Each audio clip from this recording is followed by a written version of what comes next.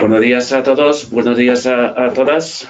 Hoy es el día que vamos a hablar sobre un tema de especial relevancia para todo el sector fotovoltaica, que es el nuevo Real Decreto 244, que se acaba de aprobar hace un par de semanas en el Parlamento, en el Consejo de Ministros. Bienvenidos a Asesora Amara, al estudio fotovoltaico, vamos a decirlo así, porque es una nueva forma nuestra de comunicarnos con vosotros y que os podéis comunicar también con nosotros. Va a ser el formato de webinario que vamos a hacer pues cada X tiempo. Nuestra idea es, por ejemplo, con este Real Decreto que acaba de salir, digamos, analizar los puntos fuertes hoy en este webinario y luego hacer una serie de más webinarios que las fechas vamos a comunicaros, pero va a ser el siguiente, ya lo puedo anticipar, en mayo. El estudio fotovoltaico de Asesora Amara pues va a centrarse también en otros temas. Ya después del verano veremos cómo podemos profundizar sobre ciertos aspectos muy nebulosos todavía, como el autoconsumo colectivo, que todo eso vamos a hacer a mano con la energía. Estudio fotovoltaico de Asesora Amara, yo soy Gerardo y doy la bienvenida a Paloma Rodríguez. Buenos días, Paloma. Gracias por venir a participar en este evento. Paloma viene de la consultoría Arts Energía, una consultoría especializada en temas como en fotovoltaica, especialmente también en temas como es la fotovoltaica y el desarrollo del autoconsumo. Y como experta que es de analistas de la legislación, hoy tenemos ahí el gran honor y la gran alegría de contar con ella y también en posteriores webinarios para ir profundizando sobre estos temas que nos interesa ahora mismo, que es el Real Decreto 244. Bueno, Paloma, explico un poco cómo va este webinario. Vamos a estar juntos aproximadamente una hora. En la primera parte, en el primer bloque, Paloma va a presentarnos qué son los puntos clave, los puntos quizás más importantes de este Real Decreto. Después vamos a profundizar sobre algunos conceptos un poco más complejos, como es el autoconsumo colectivo y la compensación de déficits, entre otros temas, para terminar todo este webinario con una rueda de preguntas que habéis hecho vosotros previamente y que nos podéis ir mandando también hoy mismo. Lo vamos recogiendo. Si no queda tiempo a contestar todo, pues lo vamos a ir contestando poco a poco y vamos a ir solucionándolo poco a poco para que no quede ninguna duda ahí en el tintero, que seguro que va a haber muchos porque hay muchísima cosa que tenemos que analizar y hoy seguramente podemos empezar, pero no podemos terminar con todo. Entonces, Paloma, ¿cómo ves la aprobación del Real Decreto 244? A mí me parece que se ha quitado el Real Decreto 900, que era obstaculizar mucho el sector, y el Real Decreto 244, ¿qué espíritu exhala? ¿Es un Real Decreto bueno que nos va a favorecer? Sí, evidentemente es un Real Decreto que va a beneficiar mucho el desarrollo del autoconsumo en España. Ya tuvimos la aprobación anterior del Real Decreto 15 en 2018, finales de 2018, que abría un nuevo camino hacia el autoconsumo. Simplificaba mucho la realización de este tipo de instalaciones, sobre todo para instalaciones hasta 100 kilovatios, las cuales pues impidieran el vertido de esta energía a la red, y habría pues una puerta a que todo este tipo de desarrollo del autoconsumo fuera muchísimo más dinámico, muchísimo más estable, que diera confianza, eliminaba todos los cargos que había al autoconsumo, peajes y muchas trabas que habían surgido, muchos bulos que se habían creado alrededor del autoconsumo, y pues daba una nueva visión a todo este desarrollo que tenemos por delante nuestro y que confiamos que sea pues, importante en la aportación de energías renovables a España y a contribuir a toda esa reducción de emisiones que tenemos que cumplir en los objetivos que tenemos con los planes de clima para 2020 y para 2030. Este Real Decreto que tenemos, que tanto hemos esperado, que tanto confiábamos que se aprobara antes de las elecciones, porque considerábamos que era muy importante que tuviéramos ese pequeño empujón que nos faltaba, ya define muchísimas lagunas que se habían quedado pendientes en el Real Decreto 15 y los principales aspectos a destacar es que tenemos pues 3 modalidades muy claramente diferenciadas. Una de ellas que es la modalidad sin excedentes, que ya venía bastante bien definida en el antiguo Real Decreto. Tenemos la modalidad con excedentes y acogidas a compensación y la modalidad con excedentes y no acogidas a una compensación. Ahora vamos a entrar, si queréis, un poquito más en detalle de estas 3 modalidades, pero otra importante definición que nos encontramos es el autoconsumo individual y el autoconsumo colectivo. Individual, único consumidor para una instalación de generación.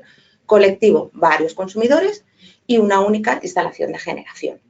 También hay unas definiciones muy interesantes que lo que hace es poder ver en qué punto cada uno de los consumidores se va a englobar, como son aquellas instalaciones o próximas a la red o a través de la red. Próximas a la red, conectadas a la red interior o con una línea directa, y a través de la red, pues todas aquellas instalaciones que están conectadas en una misma referencia catastral, contando los 14 primeros dígitos, que tenemos las conectadas en baja tensión y con una distancia no superior a 500 metros, o en baja tensión y que tienen un único centro de transformación. ¿Qué más aspectos se consideran? Pues se permiten 2 tipos de figuras, tanto en la figura consumidora como en la figura del generador. En el autoconsumo sin excedentes vamos a tener únicamente en la figura del consumidor, porque no estamos haciendo una generación, pero se considera la misma, el consumidor y el generador. Y en las instalaciones con excedentes, con compensación o sin compensación, ahí vamos a tener las 2 figuras, que va a ser el sujeto consumidor y el sujeto productor. Pueden ser incluso distintos tipos de sujetos.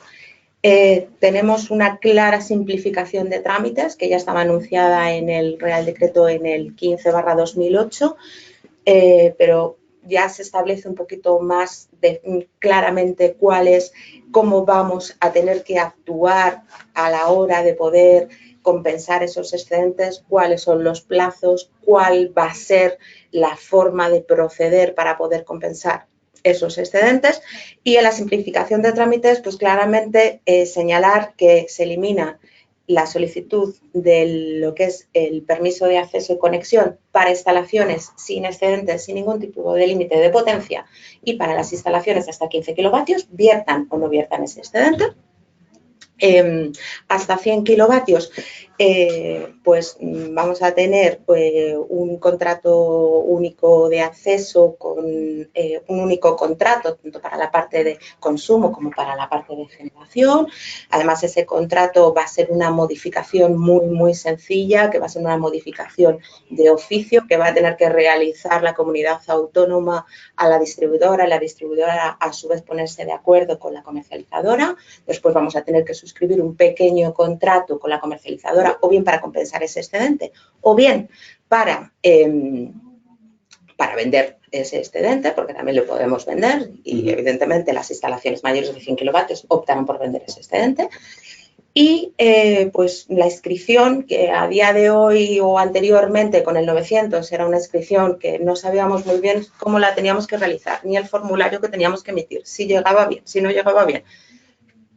Para instalaciones de hasta 100 kilovatios no hay que hacer absolutamente nada, directamente es una comunicación interna y una inscripción muy sencillita, y para mayores de 100 kilovatios pues sí va a tener que ser el usuario de la instalación o, en su caso, las empresas como Hace Energía, que se encargan de hacer todo este tipo de legalizaciones, las que hagan una comunicación directamente a la comunidad autónoma indicando que hay una instalación de autoconsumo. Pero todo esto va a ser con fines estadísticos y ningún tipo, pues, de restricción ni ningún tipo de traba para que todas estas instalaciones funcionen de una forma ordenada.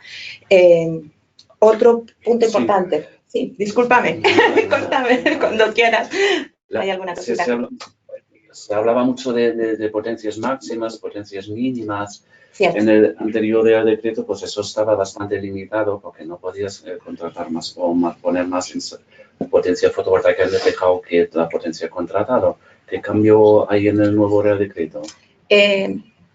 La potencia contratada por el consumidor es un concepto que en este Real Decreto y ya en el 15 había desaparecido. Es decir, ya no tenemos una limitación.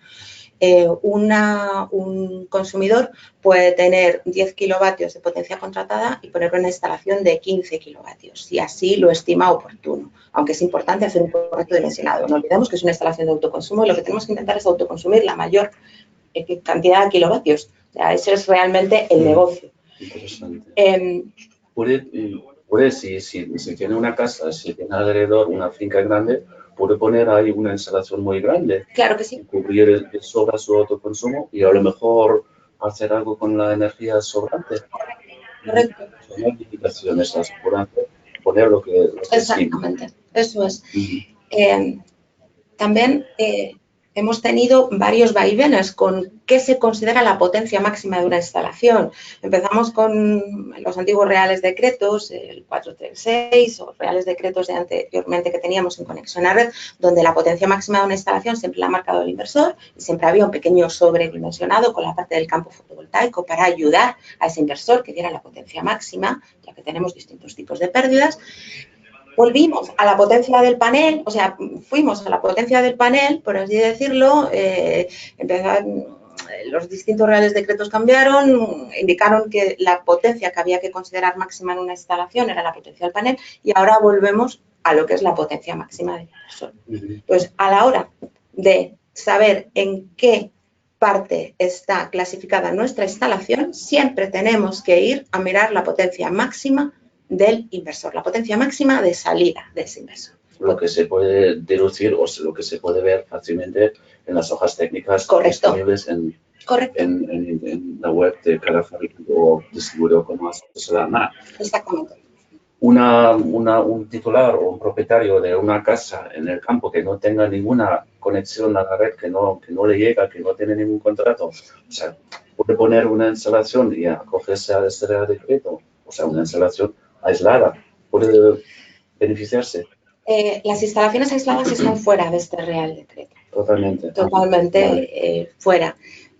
Puede poner una instalación aislada, pero evidentemente va a ser una instalación que no pueda clasificar en ninguna de las modalidades que se incluyen en este Real Decreto, que no va a poder hacer una compensación de excedentes y que no vamos a tener tampoco ninguna venta a red. No va a estar tampoco, por así decirlo, linkada a ningún tipo de inscripción ni a ningún tipo de trámite administrativo que no va más allá de que se haga de acuerdo a las condiciones que se establecen en los reales decretos y los reglamentos. Perfecto, perfecto. Otro concepto interesante que me gustaría aclarar es el tema del registro. O sea, antes, yo comparo siempre antes diciendo que con el decreto 900, que podemos resumirlo así, antes todos eran problemas. Y ahora parece ser que ese nuevo decreto pues exhala, más bien todos quieren ser o intentan ser facilidades, lo que de por sí ya es una muy buena noticia para todo el sector. Un tema muy enfarragoso era el registro. Yo tengo entendido, también hay ciertas facilidades que el instalador, el profesional que pone la instalación sobre el tejado, pues no tiene que dedicar ahora pues, la mitad de su tiempo a rellenar papeles y pedir ahí lo que sea, cómo se ha realizado o cómo se ha plasmado en el Real Decreto 244. Bueno, como tú bien dices, Gerhard, la simplificación es muy clara en este Real Decreto. Lo que se tiende es a favorecer el desarrollo del autoconsumo y a no limitar ese desarrollo con trámites que no tienen ningún tipo de sentido.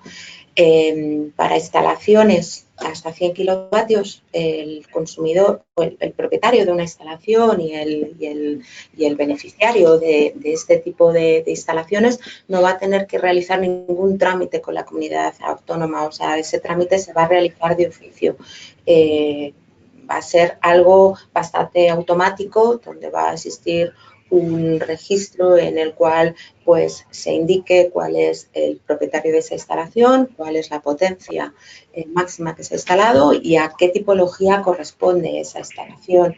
Cuando nos encontramos con una instalación mayor de 100 kilovatios, sí que el propietario de la instalación o en su caso la empresa que le gestione esa instalación va a ser el que tenga que comunicar a la comunidad autónoma. El procedimiento como tal, de cómo se va a realizar, si va a ser un formulario, si vamos a tener que hacer únicamente en un buzón electrónico una pequeña comunicación, todavía no lo conocemos, porque sí que hay algunos flecos que han quedado pendientes en este Real Decreto, porque primero hay que establecer cuál es el mecanismo de evolución de este Real Decreto y cuál es la forma la que tienen que proceder los beneficiarios de este tipo de instalaciones, y luego se establecerán cuáles son los esquemas de trabajo que se van a seguir y que sean ordenados, que todos sigan el mismo y que no cada uno genere su propio esquema de trabajo. Nosotros también pensamos que ahí es importante. Podemos decir que ahora para instalaciones por debajo de una potencia debajo de 100 kilovatios se han igualado a cualquier otra instalación eléctrica que con una licencia de obra, con el boletín eléctrico diligenciado por la comunidad, ya está. Sí, con lo cual, correcto. Estamos entrando en una fase nueva de normalidad fotovoltaica que es de trámites igual que una instalación nueva quizás de LEDs o lo que sea, ¿no? Eso me parece también una buena noticia. Otro concepto que se ha introducido ahora en forma de norma es el del antivertido, que es lo que se plasma en la modalidad de tener autoconsumo sin excedentes. ¿Puedes explicar un poco lo que hay detrás ahí, lo que significa el antivertido? A ver, el sistema antivertido lo que va a impedir es que todo ese exceso de producción fotovoltaica o producción de energía renovable, no vamos a hablar únicamente de fotovoltaica porque existen otras tecnologías que también contribuyen al autoconsumo y son igual de importantes, pero todo ese exceso de producción de energía, principalmente renovable, lo que evita es que hace un corte y que esa energía entre directamente en la red. Es decir, que haya un exceso de energía no contabilizada, por así decirlo, por parte de las distintas distribuidoras y que no se considere dentro de lo que es el sistema eléctrico de distribución. Es un dispositivo ya normalizado por prácticamente todos los fabricantes, y los que todavía no han entrado en esa parte de normalización pues están en ello. La diferencia aquí que nos encontramos es que con el antiguo Real Decreto ya existía este concepto sí invertido, pero no te ponía ningún tipo de especificación, únicamente te decía que no tenías que evitar el vertido a la red del excedente, pero aquí ya sí que entra un poquito más en detalles y nos habla de tiempos, de respuesta, de una serie de características técnicas que estos dispositivos tienen que cumplir y que evidentemente pues son necesarios que se cumplan. También lo que indica el Real Decreto es que todas aquellas instalaciones que anteriormente tenían un sistema antivertido distinto al que se establece en este Real Decreto, tienen que adaptarse a las condiciones que se establece de este Real Decreto. Eso es un punto importante, yo creo que también a conocer por los consumidores, por las empresas, que todos aquellos dispositivos que no están regularizados con esta norma que se establece en este Real Decreto tienen que hacerlo. Según tengo entendido, entonces, si yo evito que algo se inyecte a la red, de alguna manera estoy desperdiciando una energía limpia que produzco en mi tejado. La siguiente pregunta que tendría yo, pues si lo podría aprovechar poniendo baterías, sería para mí lo lógico. Lo que me lleva a la siguiente pregunta, se permite las baterías y en cualquier modalidad y en cualquier potencia que quisiera instalar. Se permite las baterías en cualquier modalidad. Nosotros, desde Acción Energía, además, creemos firmemente que el desarrollo de la batería es necesario. La batería a día de hoy todos conocemos que tiene un coste pues, que es elevado, pero confiamos y hemos visto a lo largo de los distintos años que este coste se va reduciendo. La energía que estamos generando debemos de o bien autoconsumirla o bien compensarla o bien almacenarla. El mecanismo de compensación va a ser interesante para todos aquellos todavía que no se deciden a poner una batería, pero creemos que habrá muchos consumidores que optarán por hacer una compensación de excedentes y cuando realmente analicen que esa energía la podrían haber guardado en una batería y haberla usado por la noche cuando la necesitaban y es una energía 100% renovable, van a optar por el uso de la batería. No hay ningún tipo de limitación en cualquiera de las modalidades, como ya he indicado, y no hay que hacer ningún tipo tampoco de modificación dentro de la instalación. Las protecciones que hay que instalar si se pone una batería son las mismas que una instalación fotovoltaica, no hay que poner un contador adicional. Bueno, simplifica mucho y ayuda mucho el desarrollo de la batería. Muy interesante, muy necesario, muy necesario. Perfecto, perfecto. Paloma, muchas gracias. De momento vamos a entrar ahora quizás un bloque donde vamos a profundizar sobre un par de conceptos muy complejos que no vamos a poder explorar en todos sus detalles, pero al menos pues explicar lo que es y lo que quizás los beneficios que puede traer al usuario final.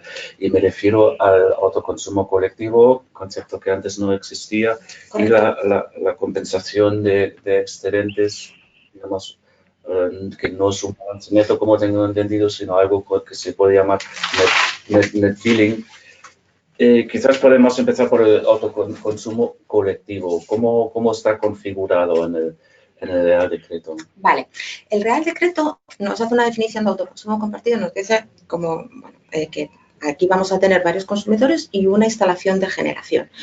Y en el Real Decreto también lo que nos indica es que este autoconsumo compartido puede acogerse a todas las modalidades que se han definido en el Real Decreto. Es decir, sin excedentes, la modalidad con excedentes y acogida a compensación y con excedentes y no acogidas a compensación. ¿Qué diferencias hay? Para poder acogernos a cualquiera de estas modalidades. Sin excedentes, cuando tenemos un autoconsumo compartido, es que la conexión sea o en la red interior o que compartan una línea directa. Ahí es cuando vamos a tener una compensación o cuando vamos a tener una instalación generadora en colectivo y en la cual no vamos a tener excedentes. ¿Por qué decimos que hay un colectivo? Porque podemos tener una línea directa o una red interior en la cual tengamos dos usuarios, dos casas, dos campos, dos tipos de consumidores que la generación que está teniendo la está inyectando en su red interior y se van a poder beneficiar los dos. Va a haber un sistema antivertido en el punto de frontera o a la salida de la instalación y va a evitar que esa energía salga a la red. Autoconsumo colectivo a través de la red. Tres tipos distintos de modalidades o tres tipos distintos de instalaciones.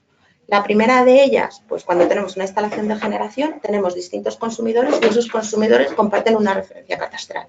La segunda de ellas, cuando tenemos una instalación de generación, varios consumidores están conectados en la red de baja tensión y no tenemos una distancia superior a 500 metros. Y la tercera de ellas, tenemos nuestra instalación de generación, nuestros consumidores, nuestros consumidores, y tenemos conectados esos consumidores en la misma línea de baja, conectados en la misma red eléctrica y comparten el centro de transformación, un centro de transformación único. Esto que nos abre muchísimas posibilidades para que de una misma instalación fotovoltaica muchos usuarios puedan beneficiarse y además la forma de repartir esa energía no es una forma que sea únicamente que tenga una o dos variables, sino que todas las variables en principio son posibles.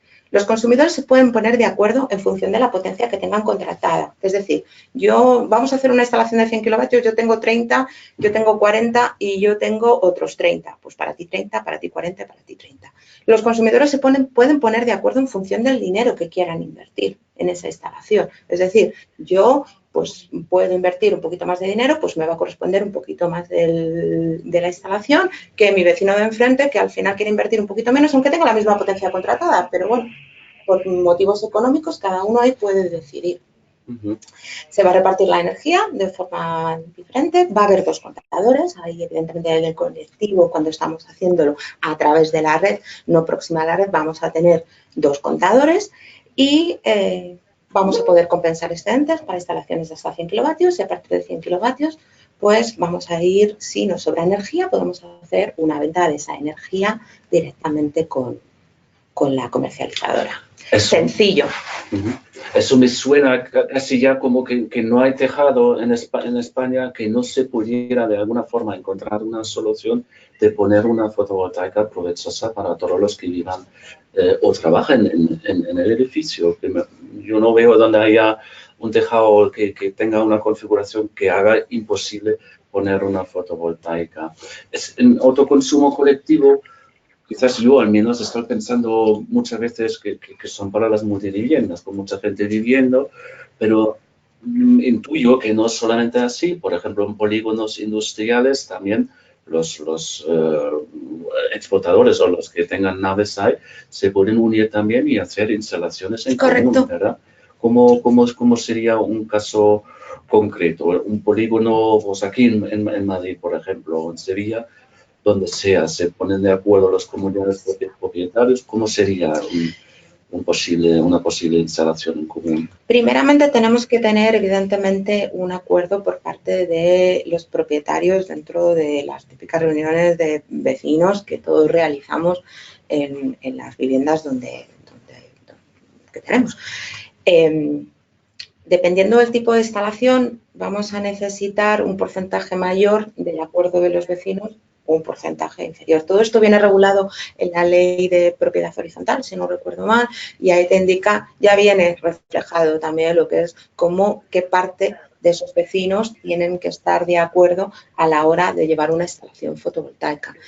Una vez que los vecinos se han puesto de acuerdo, por así decirlo, se hace un estudio de optimización de realmente cuál es la potencia que le correspondería a cada uno de esos vecinos o a cada uno de esos usuarios que tienen negocios allí, cuál es su potencia que tienen contratada, cuál es su consumo mensual que tienen, cómo se reparte ese consumo, si se reparte a lo largo del día, si se reparte a lo largo de la tarde, si tienen más consumo por el día o por la noche. Y una vez que tenemos todos esos datos, se menciona una instalación fotovoltaica en conjunto y a cada uno de ellos se asigna la parte que le correspondería. Por ejemplo, yo pongo un ejemplo de alguien que tenga un taller, sí, quizás de cualquier tipología en un polígono y que esté alquilado. ¿Cómo poder conseguir, o sea, su meta va a ser pues bajar la factura que paga cada mes? Y se le puede ocurrir, o esperamos que sea así, que haga una fotovoltaica, ¿no? Y con esa idea en la mente, ¿qué pasos debería seguir? ¿Hablar con el dueño de la nave o cómo sería? A ver, con un inquilino hay que tener un poquito de cuidado en algún aspecto que a mí me gustaría puntualizar. En este Real Decreto tenemos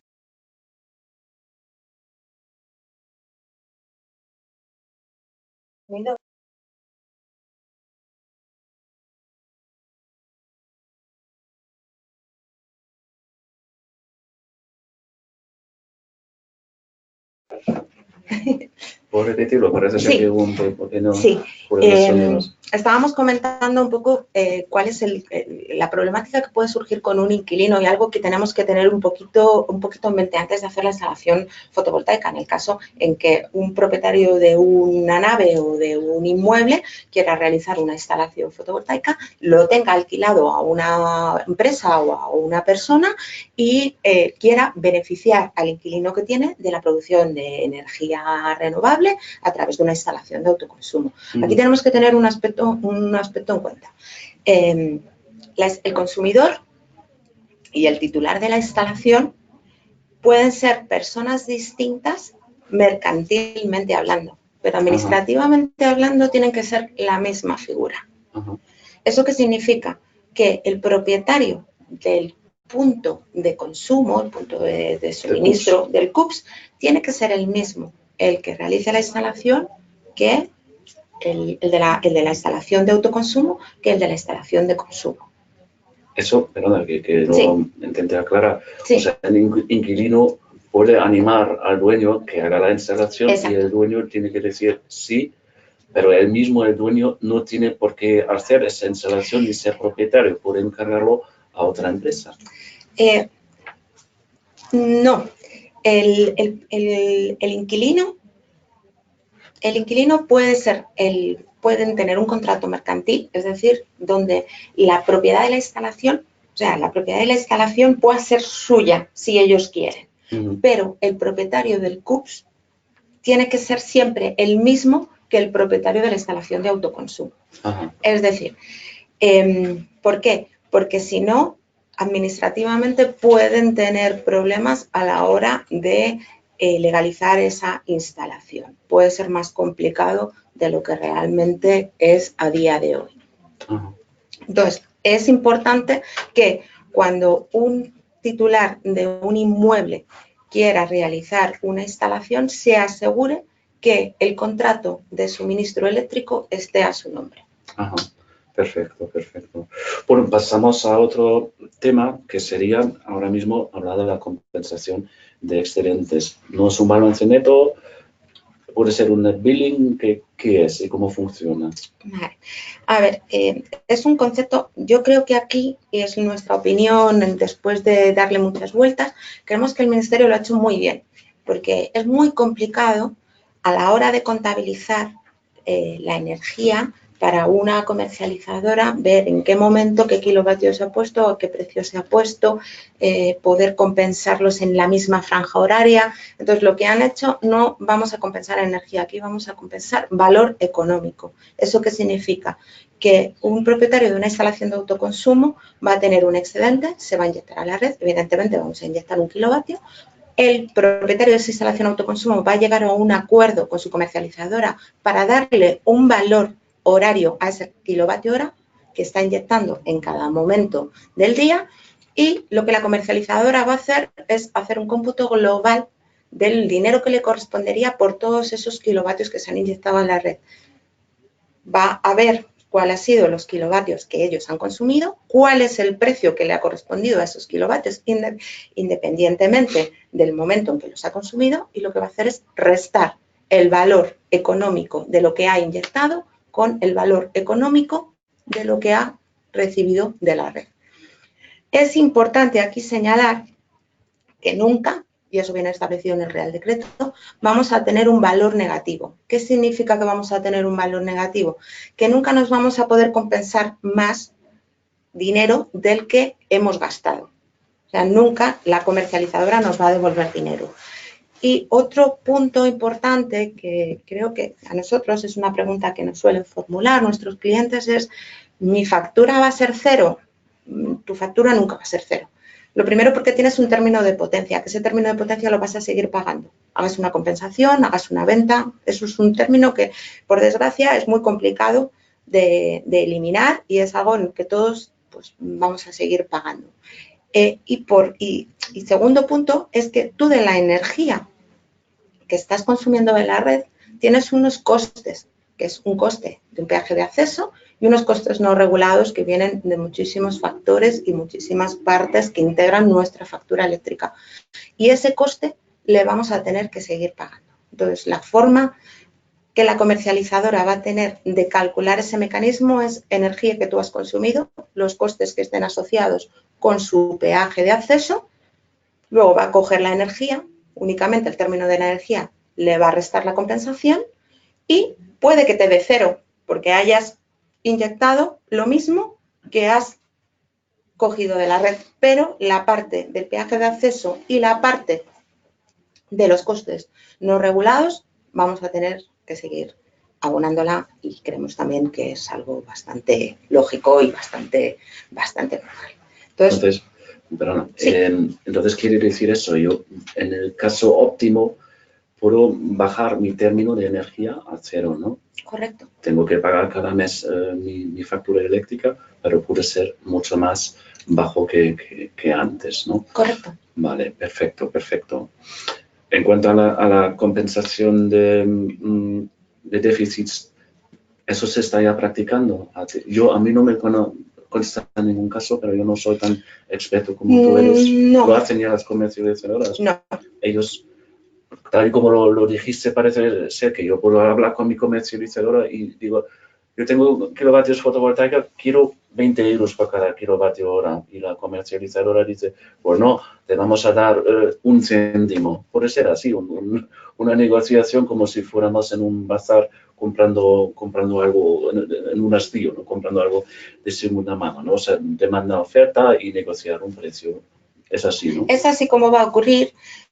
Nosotros lo que realmente estimamos es que lo que haya sea un precio a base de pool y sobre ese precio haya un descuento, porque la comercializadora va a tener que negociar tu energía y por eso te va a pedir un fee.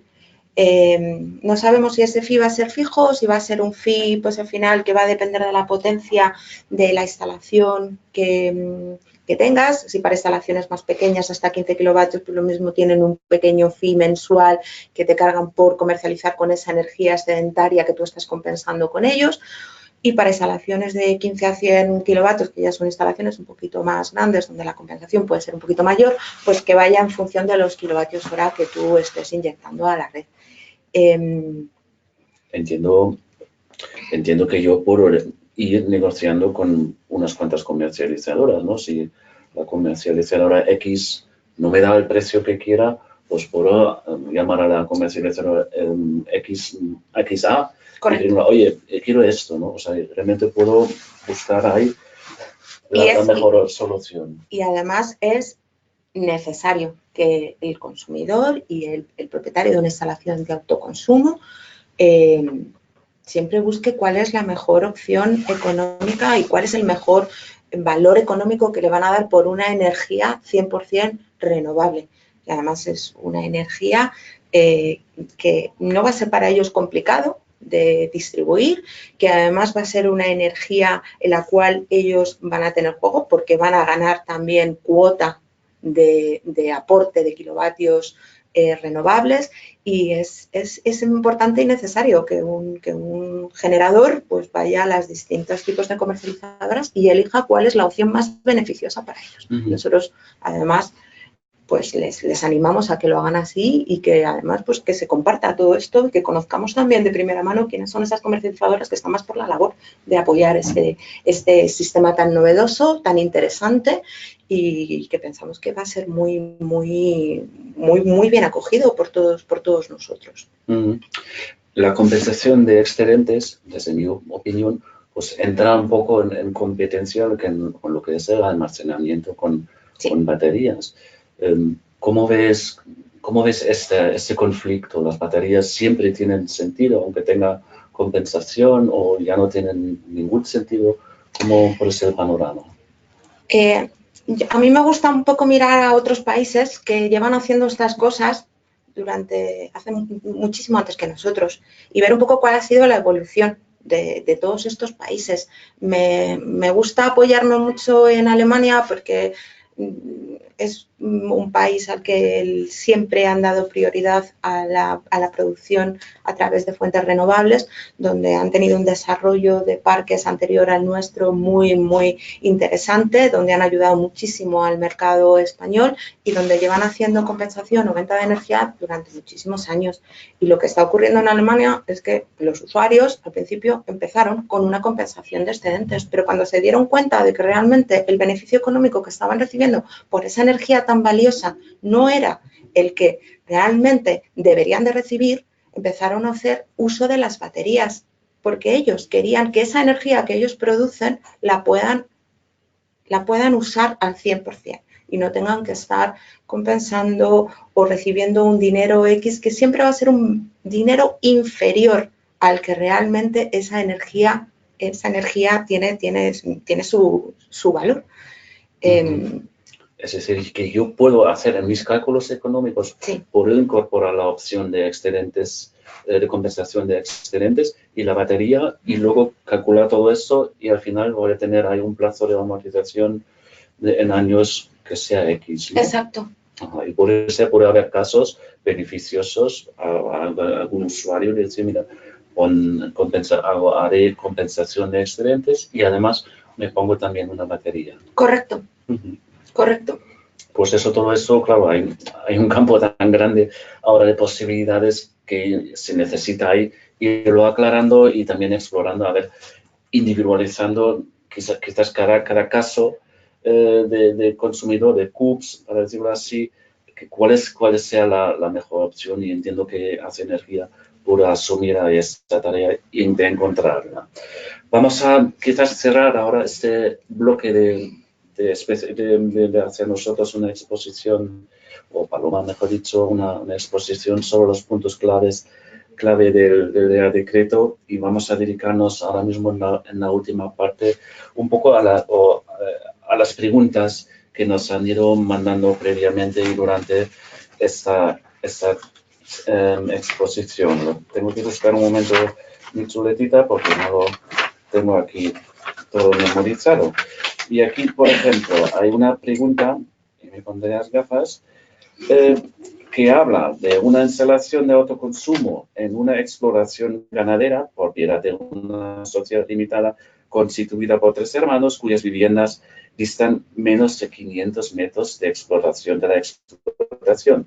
¿Podían los 3 hermanos, esa es la pregunta, a título personal aprovechar los excedentes de dicha instalación en cada uno de sus 3 viviendas particulares?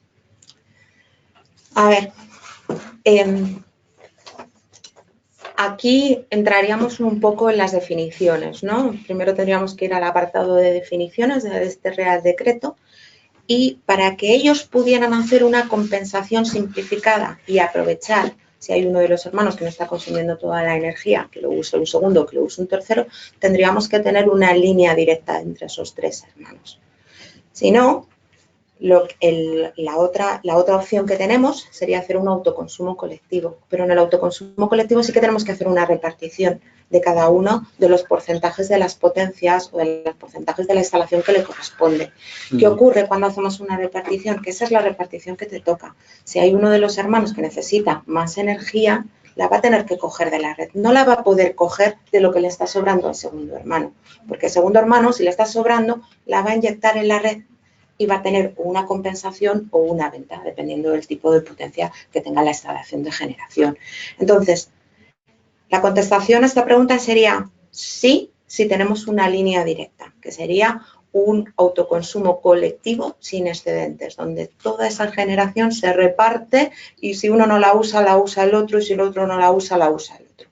Si no tenemos una línea directa y tenemos una conexión en una línea de baja tensión con una distancia inferior a 500 metros, vamos a tener un autoconsumo colectivo con porcentajes, y lo que uno no consuma no lo va a poder derivar al otro, lo va a derivar a la red o lo va a coger de la red en el caso que necesite más.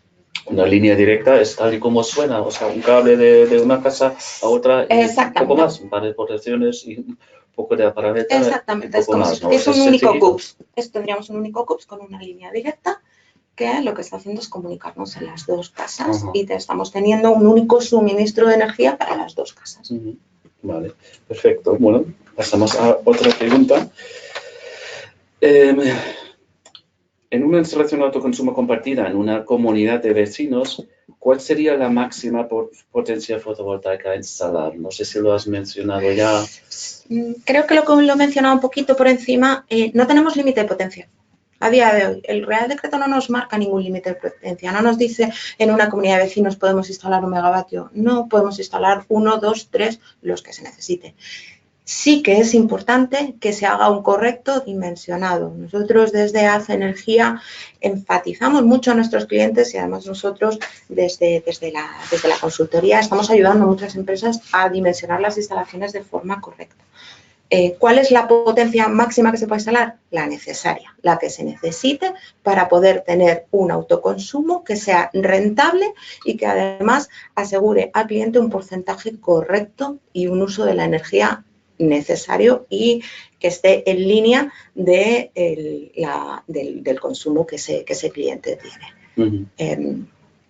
La potencia máxima de la instalación, ya lo hemos comentado antes, deja de ser la potencia de los paneles, potencia máxima de salida del inversor o del conjunto de inversores en el caso que tengamos más de un inversor.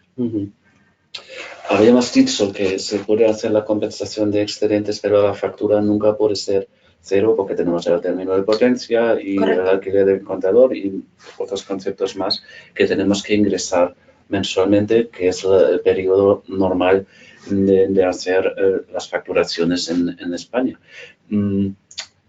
En esta compensación de excedentes, ¿eso se adecua también a este formato de mensualidades? Es decir, que cada mes tengo que hacer mi compensación y mi cuenta queda en cero y cada día 1 de cada mes empieza de nuevo a contar para la facturación. Sí, la compensación va a ser mensual, como tú bien indicas. No vamos a poder, si nos sobran, si tenemos un mes, posiblemente nos encontremos muchos negocios y muchas viviendas que en agosto van a inyectar a la red muchísimo más de lo que vayan a consumir.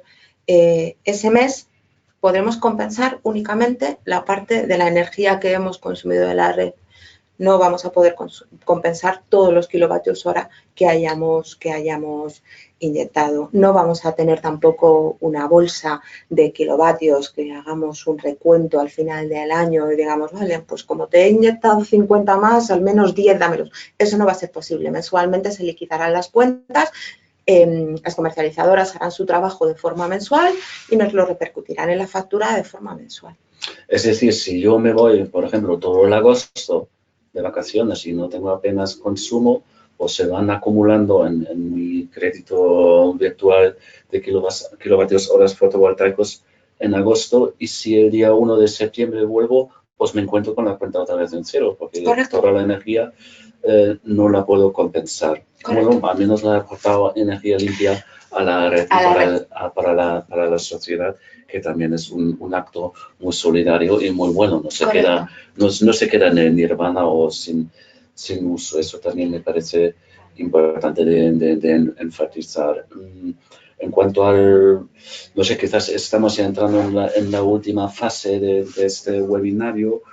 Hay puntos que tú dirías que deberíamos recalcarlo ahora en este webinario que pretende hacer una pequeña introducción inicial al tema. Sí, hay un punto a mí que me gustaría indicar, que no he hecho ningún tipo de comentario sobre él, y es qué ocurre con las instalaciones del 900, con las instalaciones tipo 1, las famosas instalaciones tipo 1 y tipo 2. Se van a poder adaptar sin ningún tipo de problema a las modalidades existentes en este Real Decreto. Viene definido cómo se pueden adaptar cada una de estas tipologías en función de los dispositivos que luego se instalen o no se instalen. Cuándo se van a poder, una vez que es necesario que se instalen y además tiene que comunicarse cuál es la modalidad en la cual el usuario se identifica o quiere identificarse. Para eso va a haber, si no recuerdo mal, un año de plazo para poder hacerlo. Lo puede realizar en cualquier momento. Importante también, ahora que tenemos este Real Decreto en vigor, uno puede optar por cualquiera de las modalidades de autoconsumo, pensando que cuál es la más beneficiosa para él, la más interesante, la más rápida y una vez que está en esa modalidad, todas las instalaciones que se realizan a día de hoy pues son instalaciones que van monitorizadas, que sabemos perfectamente cómo funcionan, que conocemos cómo tienen su comportamiento tanto el consumidor en el consumo de energía de la red como en la generación y en el uso de esa energía. Y si el consumidor lo estima oportuno o el generador lo estima oportuno, una vez que tiene esa instalación monitorizada, puede hacer un cambio y puede pasarse de una modalidad sin excedentes a una modalidad con excedentes con compensación o sin compensación. Bueno, sobre todo sin excedentes a con excedentes con compensación. ¿De un día a otro? No, eso es lo que a mí me gustaría resaltar. Puedes elegir la modalidad y si quieres pasar a otra modalidad, tienes que esperar un año para hacer ese cambio. Esto es algo un poco que nosotros también recomendamos a nuestros clientes cuando no saben muy bien cómo realizar una instalación.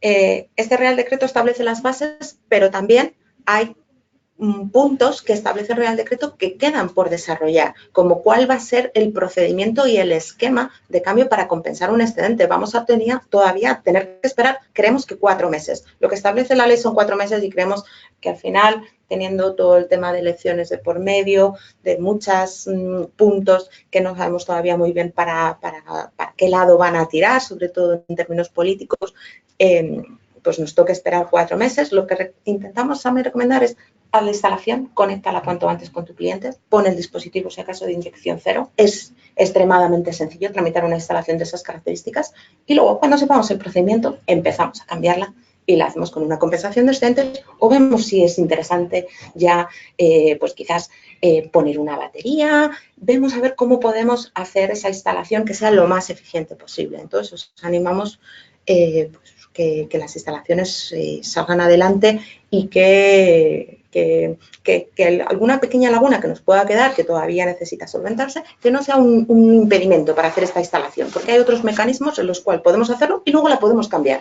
O sea que no es muy dinámico este Real Decreto y nos da muchísimas posibilidades.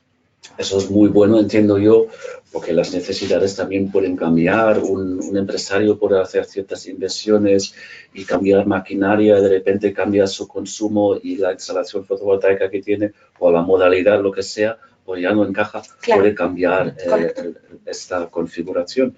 También un gran avance. Mencionaste el Real Decreto de Conexión y Acceso largamente y asiduamente esperado por todo el sector, que no se ha podido aprobar, pero está en vías de serlo. Si vemos históricamente el desarrollo legislativo del autoconsumo, vemos el Real Decreto 900 que ha sido derogado. Afortunadamente para el sector, casi su totalidad se aprobó un Real Decreto Ley en octubre del año pasado, creo que fue, que ya hizo unos cambios importantes que se ven también reflejados, a mi opinión de leerlo, que se ven reflejados en el nuevo Real Decreto 244 de las condiciones de autoconsumo. Y la pieza, y será ya la última pieza, esa es la pregunta, para hacer el conjunto legislativo, será el Real Decreto de acceso y conexión. Y quizás puedes decir, o algún borrador ya circula, lo hemos leído. A mi entender, pues sigue en la misma línea positiva de facilitar y no obstaculizar el autoconsumo. Eso también compartes esta opinión y que quizás 2 puntos o 3 puntos, o los que vean pocos puntos, o los puntos más importantes de ese Real Decreto de conexión, de acceso y conexión, que contemplan. Sí. Bueno, como bien dices tú, Huguer, pues al final es un Real Decreto muy esperado. ¿Por qué es un Real Decreto muy esperado? Porque va a facilitar mucho la realización de instalaciones, sobre todo instalaciones con una potencia superior a 100 kilovatios y el simplificar, ¿no?, lo que es la conexión de esas instalaciones. A día de hoy es verdad que en este Real Decreto no tenemos un límite de potencia, que si tú pones una instalación de hasta 100 kilovatios con un sistema antivertido vas por el reglamento de baja tensión y no vas a tener ningún tipo de problema, pero si decides hacer una instalación mayor de 100 kilovatios, pues vas a tener que recurrir a industria, porque industria es la que al final va a legalizar o va a dar el ok a esa instalación, vas a tener que recurrir a industria con tus esquemas unifilares, con tus configuraciones y vas a tener que hablar con el técnico pertinente para que esa instalación sea validada por ellos y luego una vez que la ejecutes no te pongan problemas a la hora de legalizarla. Este Real Decreto de medidas de acceso y conexión tan esperado, pues ya aclara muchísimos puntos, ya nos indica que para una instalaciones mayores de 100 kilovatios, donde las tensiones de las líneas correspondan con, no recuerdo bien, pero no sé si eran 36 kVA o kilovoltios, ahí pues tengamos pues que no tengamos que irnos al centro de transformación ni que no tengamos que irnos a la parte de media tensión, sino que posiblemente con poner una serie de protecciones para impedir pues realmente que haya un daño a la red sea suficiente. Confiamos que salga pronto porque sí que hay un desarrollo muy importante, muy interesante que hacer con este tipo de instalaciones, donde no todas las instalaciones necesitan un sistema antivertido, sino que pueden vender la energía excedentaria y que es necesario que se lleve adelante. Y este Real Decreto de Acceso y Conexión va a tener un carácter más bien administrativo, porque ya tenemos un conjunto de normas tecnológicas, ¿no? Con el Real Decreto de Baja Tensión, con el Real Decreto 1699 de baja potencia, con el Código Técnico. Eso está ya técnicamente desarrollado y aprobado, con lo cual queda... Exactamente. ¿No? Queda la parte más complementarlo de forma administrativa y de forma de saber un poco más cuáles son las condiciones, esquemas que vamos a necesitar saber, puntos importantes a la hora de poder desarrollar esas instalaciones y además una base que tengamos todos a nivel España, porque lo que nos estamos encontrando es que dependiendo de la distribuidora, dependiendo de la comunidad autónoma, la forma de ejecutar ciertas instalaciones que no están, por así decirlo, reguladas es distinta y nosotros lo que necesitamos es tener una base común donde todos esos parámetros estén claros, estén aceptados y sea muchísimo más sencillo el poder llevar a cabo este tipo de instalaciones. Confiamos que después de las elecciones se forme un gobierno de una forma medianamente rápida y que este Real Decreto pues salga aprobado. No olvidemos que es un Real Decreto, un borrador, que es un borrador que salió del gobierno del Partido Popular. Entonces, pensamos que todos los gobiernos, o sea, todos los partidos políticos están alineados de la misma forma en torno a la energía renovable y sobre todo hacia el autoconsumo y confiamos que dependiendo del partido político que salga en estas próximas elecciones, pues que este Real Decreto salga adelante con estas características que necesitamos que se aclaren. Perfecto. Vamos terminando ya este webinario, pero no sin hacerte esta pregunta del millón, ¿qué va a pasar después del 28 de abril? Yo he visto los debates electorales, dos que fueron ayer y anteayer, y apenas se ha mencionado, bueno, apenas, por no decir, no se ha mencionado apenas el tema energético y el tema fotovoltaico autoconsumo, no se ha mencionado. Sí. Podemos interpretarlo que es un tema transversal, que todos están de acuerdo y salga la coalición, que salga, no va a haber más frenos, más trabas al autoconsumo.